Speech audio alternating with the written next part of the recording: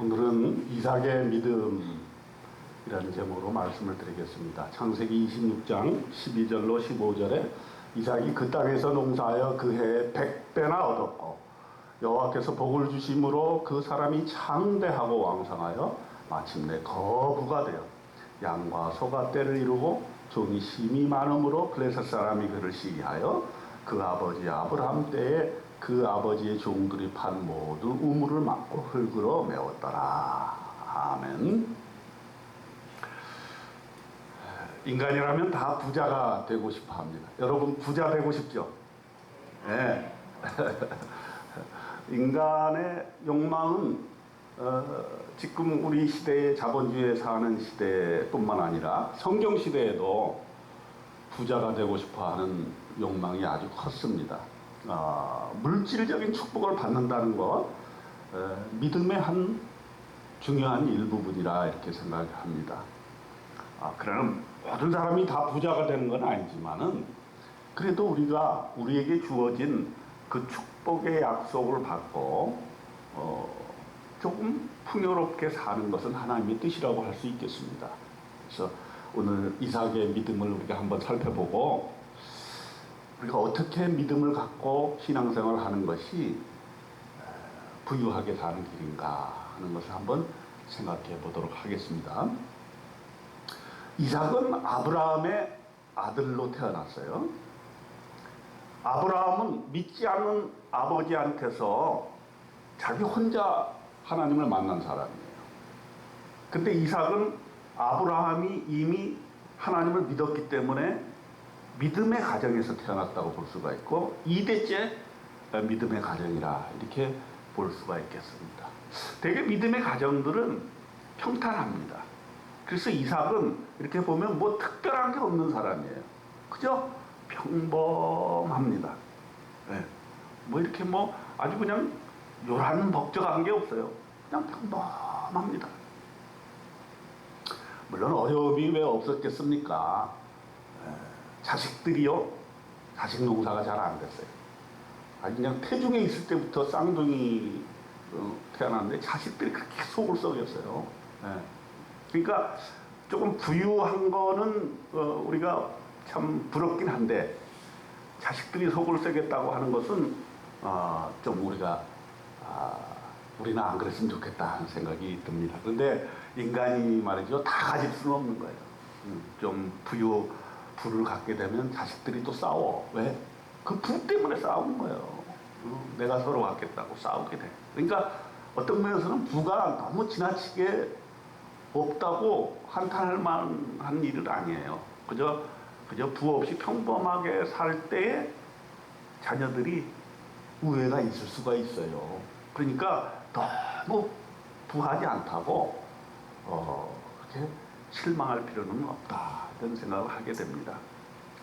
우리에게 처해진 상황에서 믿음 생활 잘하면 되는 거예요. 그런데 이삭의 믿음을 한번 살펴보면은 제가 가장 중요하게 보는 것은 순종하는 믿음입니다. 이삭은 아브라함 아버지가 이제 그토록 원하던 아들이었지 않습니까? 생명과도 바꿀 수가 없는 그러한 아들이 이삭이에요. 그러니 얼마나 어렸을 때부터 애지중지 이렇게 키워왔겠습니까? 근데 어느 날 하나님이 야, 네가 제일 중요하게 여기는 독자 이삭을 바쳐라. 그래가지고 이삭을 제물로 바치게 되는 그런 사건이 일어난 거예요. 이건 오늘날 우리의 생각으로는 상상할 수 없는 그런 헌신의 요구입니다. 아브라함의 위대한 점은 바로 거기에 있다고 보는데 우리가 감히 그거 따를 수가 없는 그런 거죠. 아브라함은 즉각적으로 순종을 합니다. 뭐 토를 안 달아요? 아니 이 아들이 어떤 아들인데 하나님 바치라고 하십니까? 안 그랬어요. 하나님이 명령한 대로 이삭을 제물로 드리기 위해서 준비를 갖춰서 갑니다. 그런데 이삭이 이때만 해도 어느 정도 자라난 상태니까 어린아이긴 하지만은 낌새를 눈치를 챈 거예요. 뭐라고 그랬냐면 아버지요, 아브라함이 이르되 내 아들아 내가 여기 있노라 이렇게 얘기하니까 이삭이 물어봅니다. 불과 나무는 있거니와 번제할 어린 양은 어디 있습니까? 보통은 제사를 드릴 때 어린 양을 잡아서 제단에 바치거든요. 근데 다른 거는 준비가 됐는데 제물이 없는 거예요. 왜? 아브라함은 지금 아들을 제물로 바치려고 하는데 아들이 그 질문을 다 하니까 얼마나 가슴이 덜컥했겠습니까? 아무리 해도 이 아비 아브라함의 그 심정은 이루 말할 수가 없었을 것인데 이삭은 반항했다는 흔적이 없어요. 내가 보기에는 눈치를 챘던 것 같아요. 아무리 어린 나이지만 이거 심상치 않다.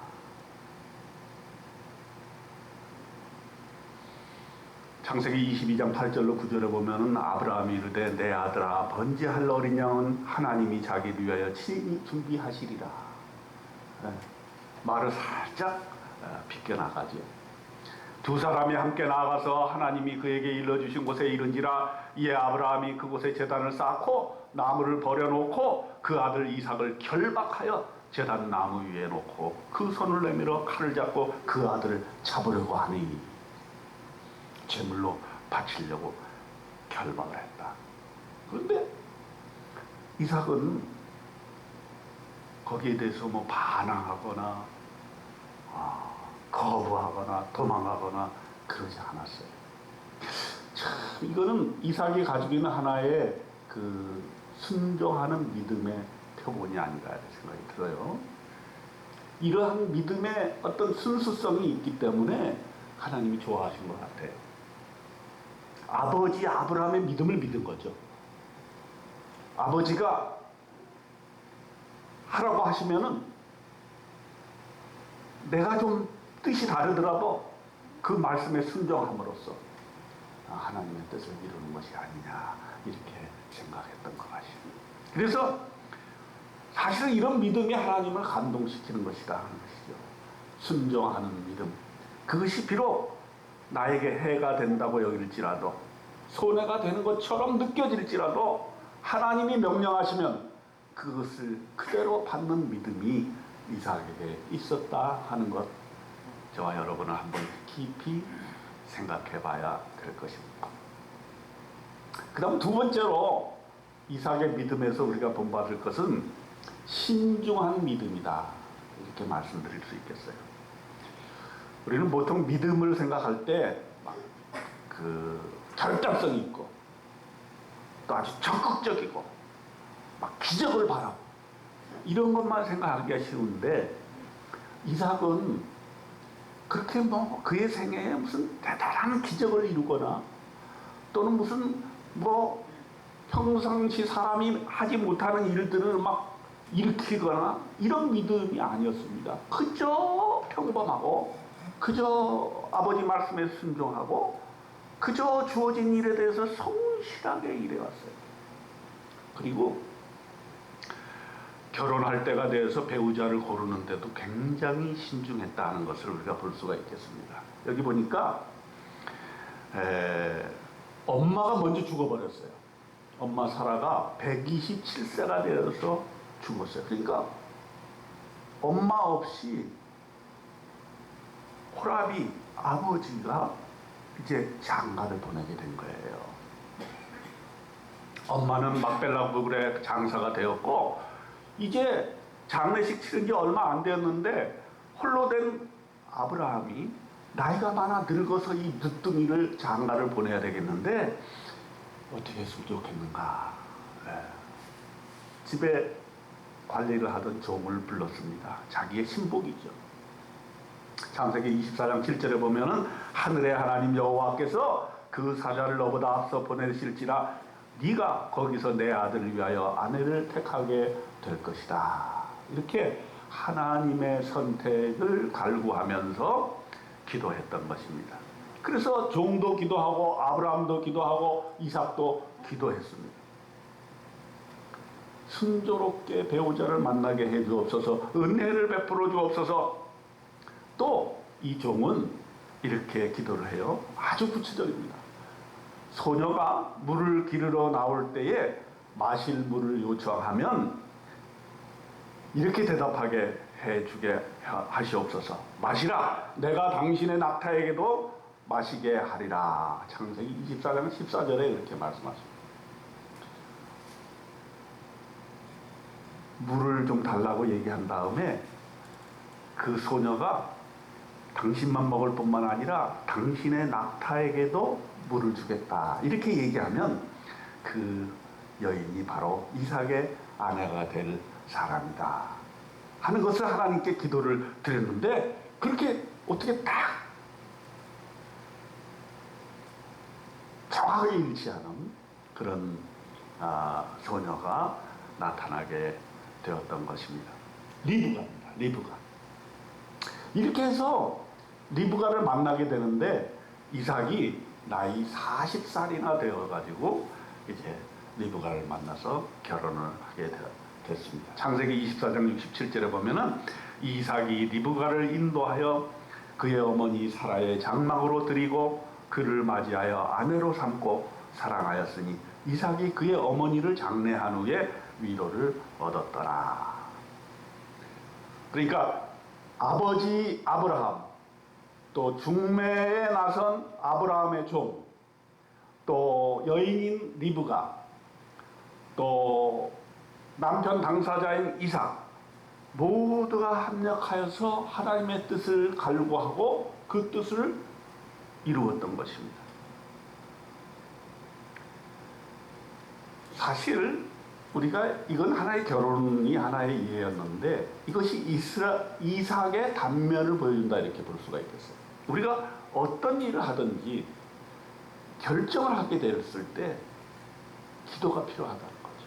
하나님의 뜻을 우리가 알고 그 뜻대로 선택하고 결정하고 판단하고 일을 해나가야 되겠다 하는 것이죠.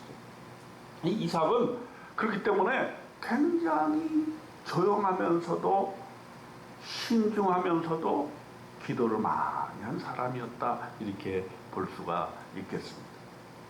저와 여러분은 우리가 어떤 선택을 하게 될 때 한 번 더 기도해야 될 필요가 있겠다. 또 나만 기도할 것이 아니라 기도의 힘을 모아야 되겠다. 주변의 사람들, 우리 가족들, 또 우리 신앙의 동료들 함께 기도함으로써 중요한 선택을 할 때 그 선택이 잘못된 선택이 되지 않도록 하나님의 뜻을 우리가 따르는 선택이 될 수 있도록 우리가 한 번 더 습관을 가져야 되겠다.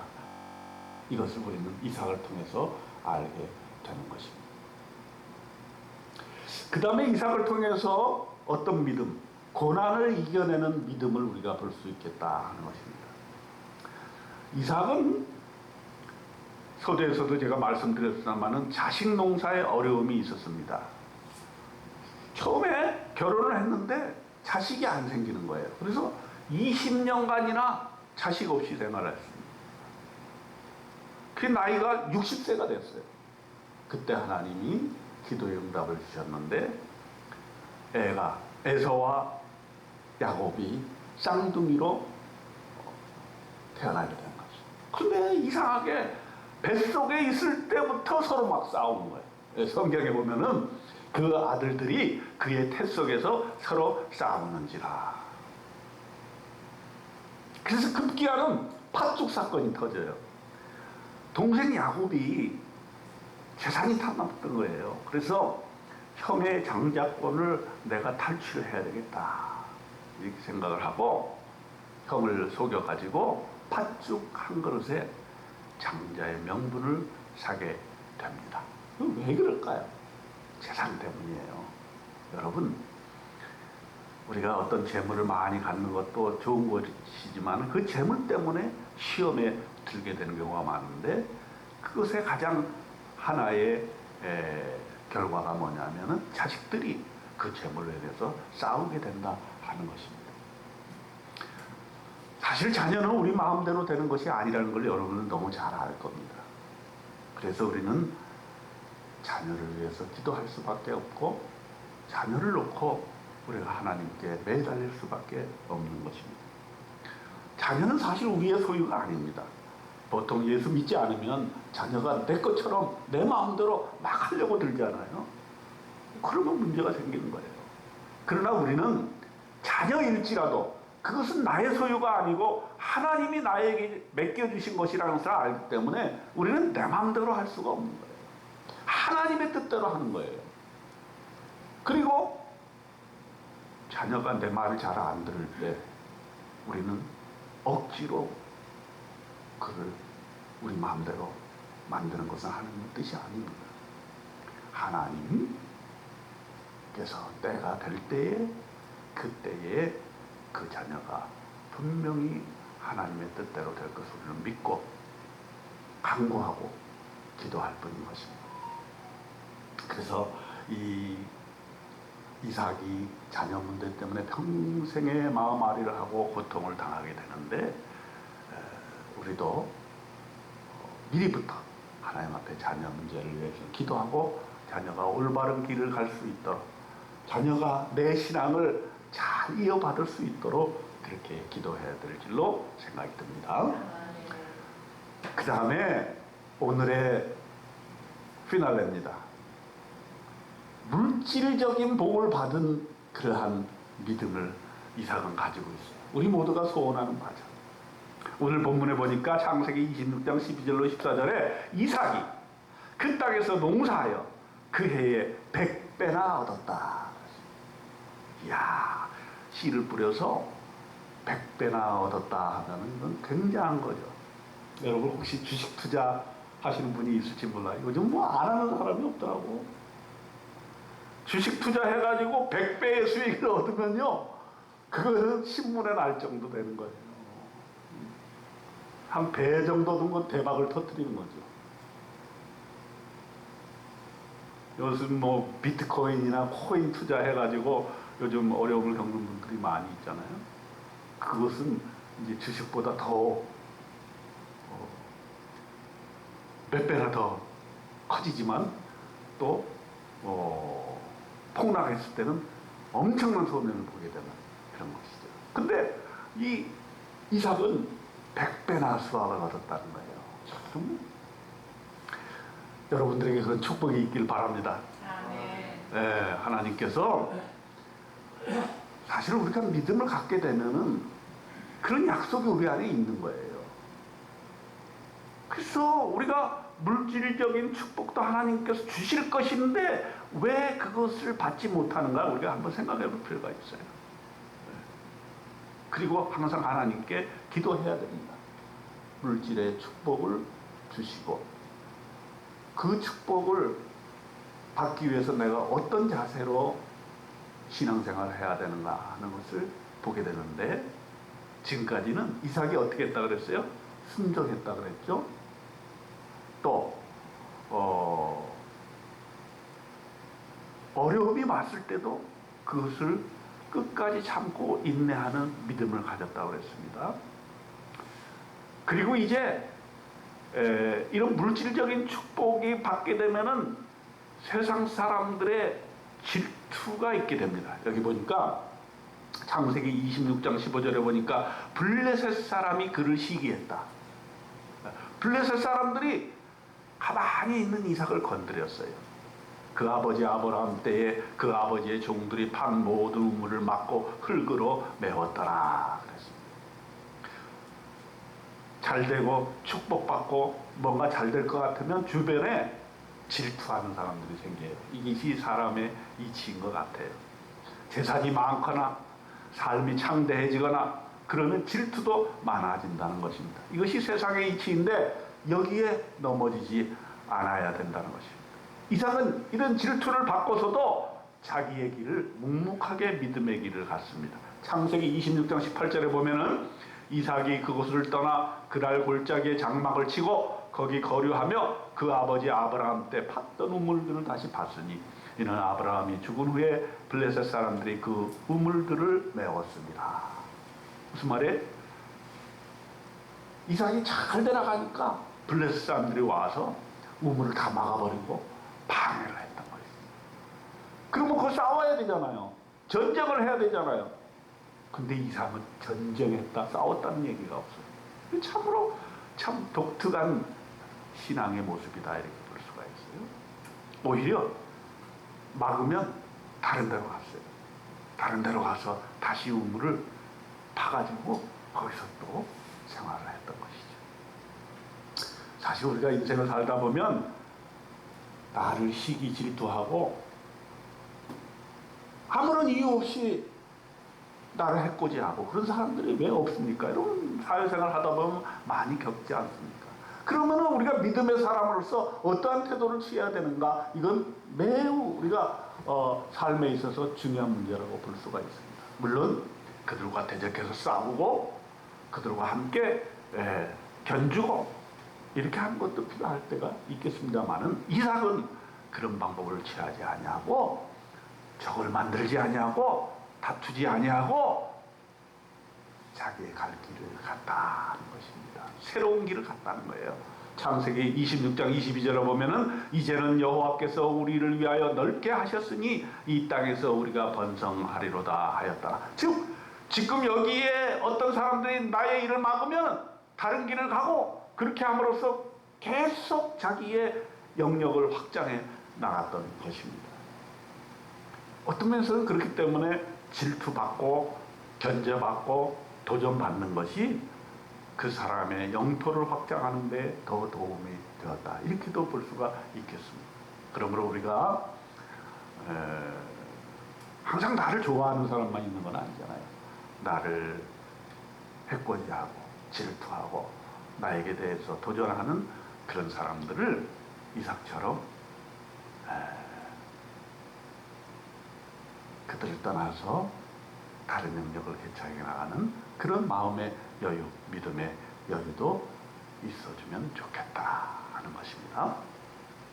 그 다음에 이제 6번째로 이삭은 예배를 최우선시하는 그런 믿음을 가지고 있었다. 이건 모든 신앙의 위인들에게 공통적으로 보이는 하나의 공통분모입니다. 항상 삶의 핵심에 예배가 있습니다. 이삭이 그곳에 제단을 쌓고 여호와의 이름을 부르며 거기 장막을 쳤더니 이삭의 종들이 거기서도 우물을 팠더라. 창세기 26절 25절에 그런다. 이는 그가 어느 곳을 가든지 항상 제단을 쌓았다는 거야. 아브라함도 마찬가지죠. 야곱도 마찬가지입니다. 모든 신앙의 위인들은 인생의 어느 순간에든지 꼭 예배를 드렸어요. 예를 들어서 잘 될 때도 예배 드렸지만은 정말 일이 잘 안 풀릴 때, 앞에 적들이 나를 죽이려고 했을 때, 그럴 때도 하나님께 예배를 드렸던 것이에요. 그래서 예배라고 하는 것은 축복의 근원이다 이렇게 볼 수가 있습니다. 아브라함도 예배를 중요하게 여겼고 이삭도 예배를 최우선적으로 드렸습니다. 왜 그러냐면 예배 때 하나님의 음성을 우리는 듣기 때문입니다. 예배를 통해서 하나님의 축복의 약속을 듣기 때문입니다. 그리고 여러분, 우리가 이렇게 예배 드리고 있는 것은 축복의 근원을 우리가 경험하고 있는 것이다 하는 것이죠. 그래서 창세기 26장 24절에 보면은 그 밤에 여호와께서 그에게 나타나 이르시되 나는 내 아버지 아브라함의 하나님이니 두려워하지 말라. 내 종 아브라함을 위하여 내가 너와 함께 있어 너에게 복을 주어 네 자손이 번성하게 하리라 하신지라. 예배 때 이런 음성을 듣게 되는 거예요. 무슨 음성입니까? 두려워하지 말라 그랬어요. 우리가 인생을 살다 보면은 왜 두려움이 없습니까? 믿음 생활 할지라도 어떤 상황에 닥치게 되면은 우리는 두려워할 때가 있습니다. 염려할 때가 있습니다. 그럴 때마다 하나님께서는 두려워하지 말라 이렇게 말씀하시죠. 가장 중요한 신앙의 기반이 되는 것입니다. 그리고 하나님의 약속을 받습니다. 우리가 부를 얻고 자녀를 잘 성장시키고 창대케 되는 모든 기본에는 예배가 그 기초가 되는 것을 반드시 명심하시기를 바랍니다. 그리스도인들이 부의 축복을 받고 싶어 하면서도 예배를 드리지 않으면 그건 축복을 발로 찬 행위와 같습니다. 그 예배만 잘 드려도 우리는 축복의 기본은 하는 것이다, 이렇게 볼 수 있겠어요. 그래서 여러분, 예배를 생명과 같이 여기시는 저와 여러분 되시기를 축원드립니다. 예배할 때 하나님께서 약속을 해주시고 네게 복을 주겠다고 약속해 주시고 네 자손 잘되게 해주겠다고 약속해 주시고, 그렇기 때문에 우리는 예배 드리면서 하나님의 약속을 끊임없이 기억해내고, 또 하나님께 기도할 때 하나님께서 약속해 주시지 않았습니까? 이렇게 하나님을 기억나게 우리는 만들어야 될 것입니다. 그렇기 때문에 우리는 예배를 통해서 하나님의 축복의 응답을 받는 저와 여러분이 되시기를 축원드립니다. 아브라함이 하나님을 잘 믿고 이삭을 낳아서 이삭이 또 아브라함 따라서 하나님을 잘 믿게 되었습니다. 신앙의 가문이 형성되어 가는 거죠. 아브라함의 믿음을 이삭이 잘 받았다는 것이죠. 이삭이 순종하는 믿음을 우리에게 보여줌으로써 또 우리도 그러한 영향을 받습니다. 사실 믿음은 흘러가는 겁니다.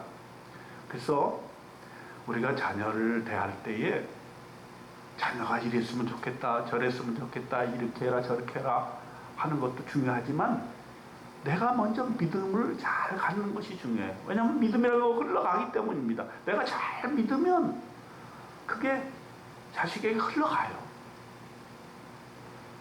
지금은 그게 눈에 안 보일 수 있어도 반드시 그거는 영향을 미칩니다.